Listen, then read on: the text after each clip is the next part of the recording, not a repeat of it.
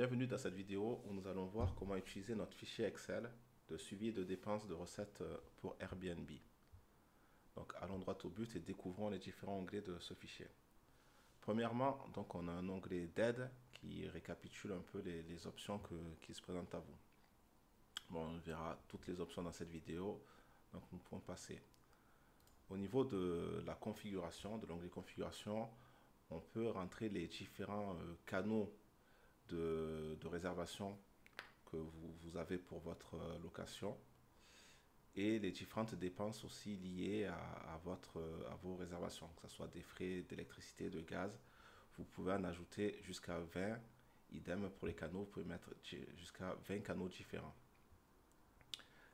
Au niveau de l'année, nous allons prendre ce champ prend en compte les calculs pour les réservations basés sur l'année que vous allez inscrire dans cette case.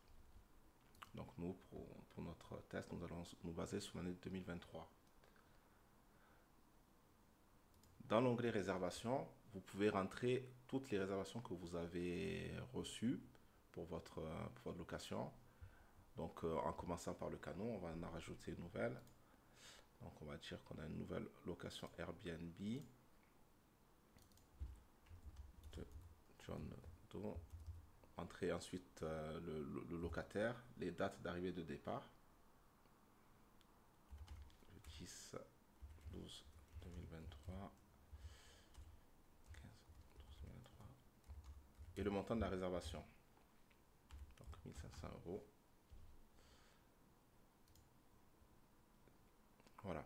Une fois que vous avez rentré ces informations-là, automatiquement, les champs seront, cette nouvelle réservation sera prise en compte dans le calcul et les différents graphiques. Pour les dépenses, c'est le même fonctionnement. Donc, on peut rentrer la catégorie de dépenses basée sur l'onglet sur la configuration que vous avez faite, avec vos 20 différents types de dépenses disponibles, et la date à laquelle la dépense a été effectuée ainsi que son montant. Donc là encore, ça sera pris en compte automatiquement dans les différents graphiques. Donc justement, allons voir ces différents graphiques. Donc en premier lieu, l'aperçu pour les réservations. Donc là, on voit les différents canaux de réservation avec leur pourcentage. Donc on voit que Airbnb, dans notre exercice Airbnb, c'est lui qui représente près de 39% de nos réservations. On a aussi les revenus mensuels globaux pour notre location et le revenu visuel pour chaque canot. Ensuite, on peut aussi voir qu'on a accès à un tableau qui représente mensuellement toutes les réservations qu'on a eues. Donc, ainsi qu'avec le total annuel. Pour les dépenses, c'est à peu près la même chose. Donc, on a la répartition des types de dépenses.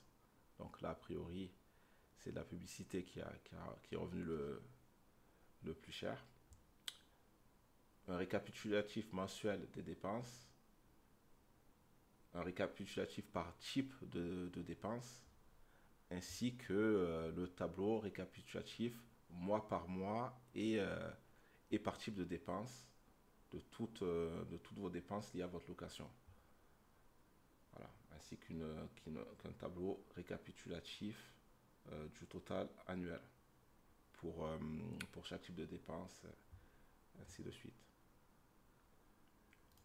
Le dernier onglet est l'onglet des bénéfices qui nous montre d'un simple coup d'œil les mois qui nous ont été le plus bénéfiques pour notre location et les mois où on a fait le plus de dépenses. Donc, on a trois différents graphiques qui représentent qui mettent en parallèle les revenus et les dépenses, ainsi qu'un tableau récapitulatif mensuel, là encore, qui compare les revenus et les dépenses. Voilà pour ce tutoriel d'utilisation de notre fichier. Comme vous avez pu le voir, il est assez simple d'utilisation et vous permet de visualiser très rapidement vos revenus, vos dépenses, et de voir sur quel point améliorer pour votre location.